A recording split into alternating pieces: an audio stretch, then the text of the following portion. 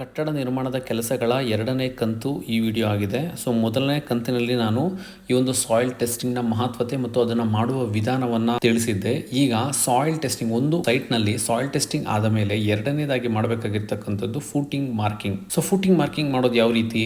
ನಮಗೆ ಬಂದಿರತಕ್ಕಂತಹ ಸಾಯಿಲ್ ಟೆಸ್ಟಿಂಗ್ನ ಅನುಸಾರ SPC ಅಂದರೆ ಸೇಫ್ ಬೇರಿಂಗ್ ಕೆಪಾಸಿಟಿಯನ್ನು ತಗೊಂಡು ಈ ಒಂದು ಬಿಲ್ಡಿಂಗ್ ಎಷ್ಟು ಫ್ಲೋರ್ ಇದೆ, ವಿಡ್ತ್ ಏನಿದೆ, ಕಾಲಮ್ ಡೈಮೆನ್ಷನ್ಸ್ ಏನಿದೆ, ಕಾಲಮ್ ಸ್ಪೇಸಿಂಗ್ ಏನಿದೆ, ಸೊ ಇದರ ಒಂದು ಅನುಸಾರ ನಾವು ಫೂಟಿಂಗ್ ಅನ್ನು ಡಿಸೈಡ್ ಮಾಡಬೇಕು, ಡಿಸೈನ್ ಮಾಡಬೇಕಾಗುತ್ತೆ. ಸೊ ಈ ಒಂದು ಫೂಟಿಂಗ್ ಮತ್ತೆ ಕಾಲಮ್ ಡಿಸೈನ್ ಆದ ಮೇಲೆ ಅದನ್ನ ನಾವು ಇಂಪ್ಲಿಮೆಂಟ್ ಅಂದ್ರೆ ಮಾರ್ಕಿಂಗ್ ಅನ್ನ ಮಾಡಬೇಕು ಈ ಒಂದು ಸೈಟ್ ನಲ್ಲಿ. ಸೊ ಮಾರ್ಕಿಂಗ್ ಮಾಡೋ ಸಂದರ್ಭದಲ್ಲಿ ಈ ರೀತಿ ರೈಟ್ ಆಂಗಲ್ ಅನ್ನ ಸೆಟ್ ಮಾಡ್ಕೊಬೇಕು. ಅದರ ಒಂದು ಅನುಸಾರ ನಾವು ಮಾರ್ಕಿಂಗ್ ಅನ್ನ ಮಾಡ್ಕೊಬೇಕಾಗುತ್ತೆ. ಸೊ ಈ ಒಂದು ಮಾರ್ಕಿಂಗ್ ಆದ ಮೇಲೆ ಎಕ್ಸ್ಕವೇಷನ್ ಗೆ ನಾವು ಹೋಗ್ಬೇಕಾಗುತ್ತೆ. ಸೊ ಈ ರೀತಿ ಹಂತ ಹಂತವಾಗಿ ನಾವು ಒಂದು ಟೆಸ್ಟಿಂಗ್ ನಿಂದ ಹಿಡಿದು ಬಿಲ್ಡಿಂಗ್ ಕಟ್ಟುವ ತನಕ ಯಾವೆಲ್ಲ ಒಂದು ಅಂಶಗಳನ್ನ ಸೂಕ್ಷ್ಮವಾಗಿ ಗಮನಿಸಬೇಕು ಅನ್ನೋದನ್ನ ನಾನು ತಿಳಿಸೋ ಪ್ರಯತ್ನ ನಮ್ಮದಾಗಿದೆ. ಇದರ ಉದ್ದೇಶ ಕಟ್ಟಡ ಆರಂಭದಿಂದ ಅಂತ್ಯದವರೆಗೂ ಯಾವೆಲ್ಲ ವಿಷಯಗಳನ್ನು ನಾವು ಸೂಕ್ಷ್ಮವಾಗಿ ಗಮನಿಸಬೇಕು ಮತ್ತು ಅದು ಯಾತಕ್ಕಾಗಿ ನಾವು ಗಮನಿಸಬೇಕು, ಅದು ಎಷ್ಟು ಪರಿಣಾಮವನ್ನು ಬೀರುತ್ತೆ ಅಂತಕ್ಕಂಥದನ್ನ ಹೇಳೋ ಪ್ರಯತ್ನ ಈ ಒಂದು ಸೀರೀಸ್ನ ಉದ್ದೇಶವಾಗಿದೆ.